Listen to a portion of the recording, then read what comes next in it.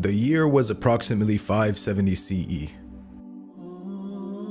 By this time, the people of the Arabian Peninsula had been practicing idol worship for a number of years. In fact, paganism had become an integral part of the people's livelihood, where various tribes would compete with one another to create unique idols in hopes that it would attract more tourists to their area and boost their economy.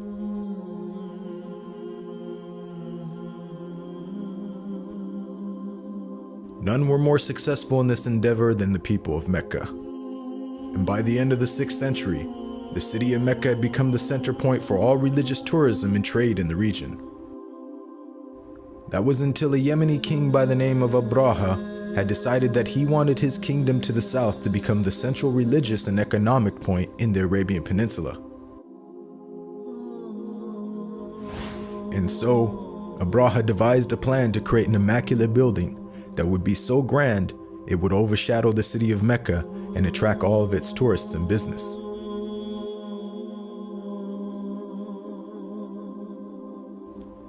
Of course, this news didn't sit well with many of the tribes in the region who held the city of Mecca in high regard.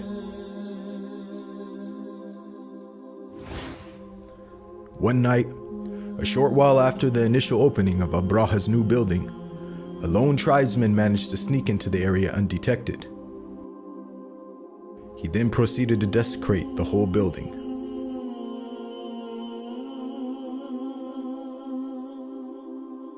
The next day, when news of the vandalism had reached Abraha, he became extremely upset, for he knew that this was done for no other reason than to extract revenge for his challenge to Mecca.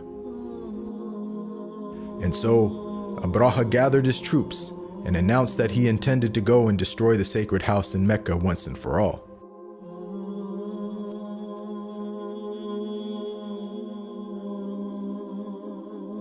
Abraha and his men then made their way northwards, only facing small pockets of resistance, which they easily crushed. When news of the army's approach reached the city of Mecca, the people knew that they couldn't possibly fight off such a large number of men. And so, the people of Mecca decided that their only option was to retreat to the surrounding mountaintops and wait until Abraha and his men had fulfilled their task and left.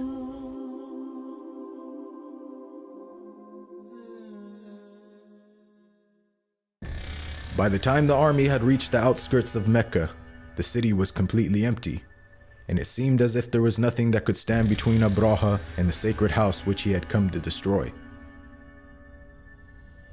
The army then began to march onwards, but then suddenly, Abraha's elephant refused to go any further. And it was then, at that very moment, that God's punishment appeared on the horizon. One of the reasons why the people were so terrified of Abraha and his men was because they used to employ elephants in their army, which is considered one of the largest creatures in the animal kingdom.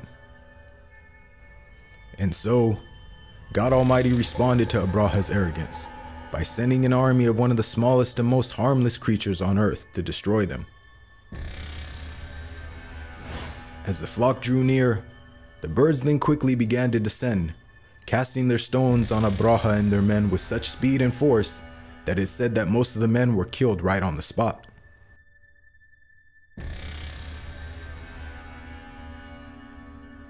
When the dust had finally settled, the once massive army, whose ranks were so large they appeared like stalks of grain, had now been completely decimated and destroyed, scattered across the desert lands as if they were trampled fields, eaten away by cattle.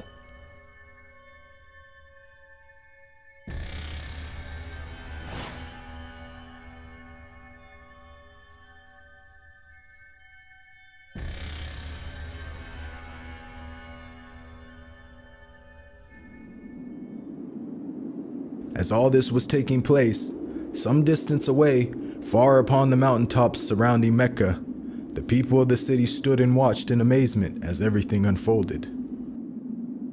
This was a scene that for many would shake them to their very core, and was an event so amazing that the people of Mecca would forever refer to that year as the Year of the Elephant. God Almighty would later address the people of Mecca in the Quran saying, "Have you not seen how your Lord dealt with the people of the elephant? Did he not throw their plot completely off course, and then sent upon them an army of birds, striking them with stones made of clay, thus leaving them as if they were nothing more than fields devoured by prey?